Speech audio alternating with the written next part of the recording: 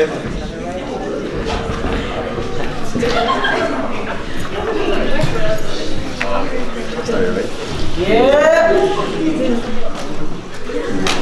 Yeah, I gotta get more time. Okay, go. Hello, family.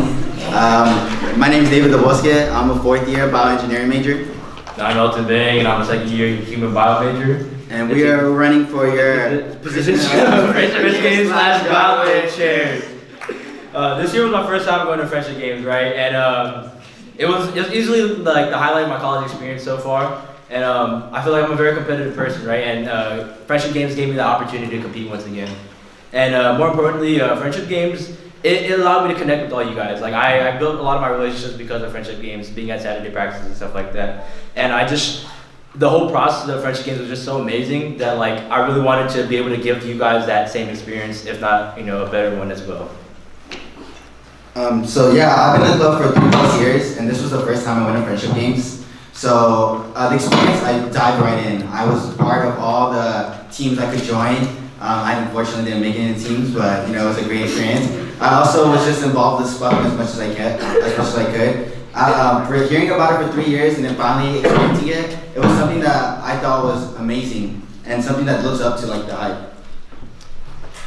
Alright, so we talked about why I feel like I'm qualified. So this past Friendship Games, I was a part of our first place Alpine team, and I tried out for a lot of the for all the games or most of the games, and I also was like I'm in love with Spuffing, and that's actually something I wanted to improve on. We'll talk about that later.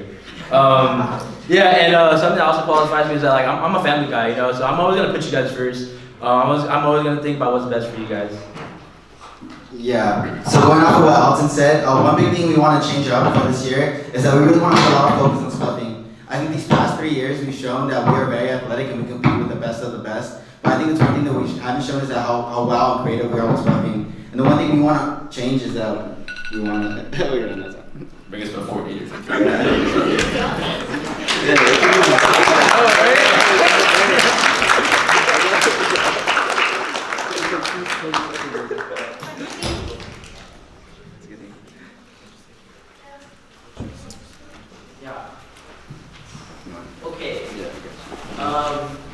One of the challenges Vang and I faced down the stretch of Friendship Game season was attendance at Saturday practices. How do you guys plan to mitigate that and maximize attendance for the tail end of the Friendship Game season next year?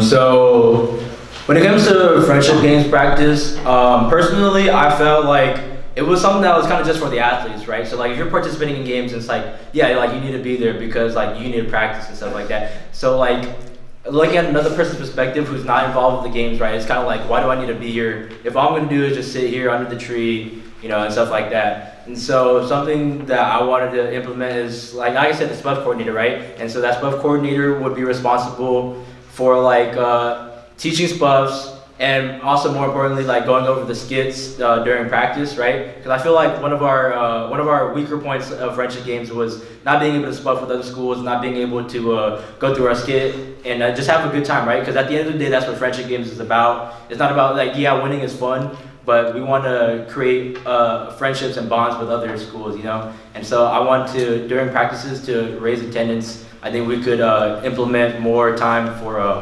Spuffing.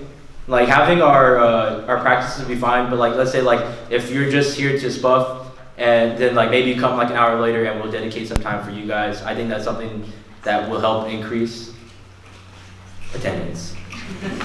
So going off what Elton said, one thing I realized as an academic chair is that if you make things mandatory, people will show up. So making making Spuff practices or just practice on Saturday mandatory, or else you can't go to Friendship Games. I think will show up. I think it will show how much people care and people would actually put into Spuffing and to the Saturday practice as much as we want them to.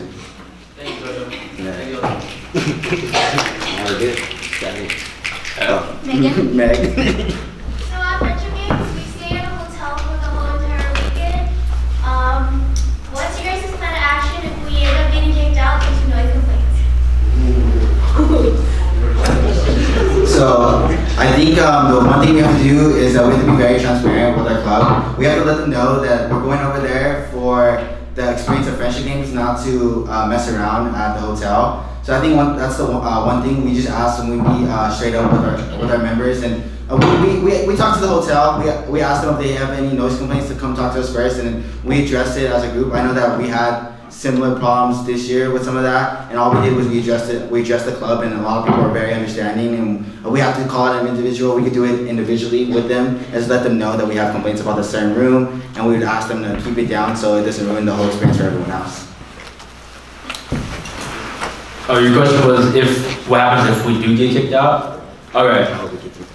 So, well, we would definitely try to do everything in our power to ensure that we don't get kicked out. I think I believe that our club is full of good-hearted people, and they know why we're there at friendship games. But in the instance that we did get kicked out, if it was the night before, we might have to drive around and look for smaller motels to stay at. Or in the case that it's after friendship games, then we would just have to pack up and head back here to Merced. But overall, I think the main point is to keep us from ever being in that position. And I believe that we have good-hearted people that will help us with that in this organization. Any questions? Mind telling us a big success story that made you want this position so much, or even a big success story you envision for this club?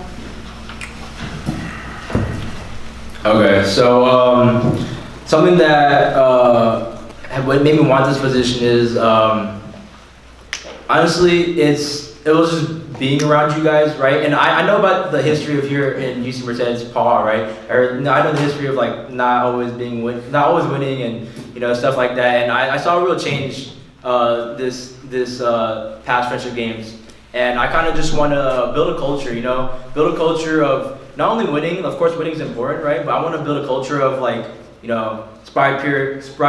pride, spirit, unity and friendship, right? I want to make this just a super amazing event, and that not only that will just help keep people here and just I don't know.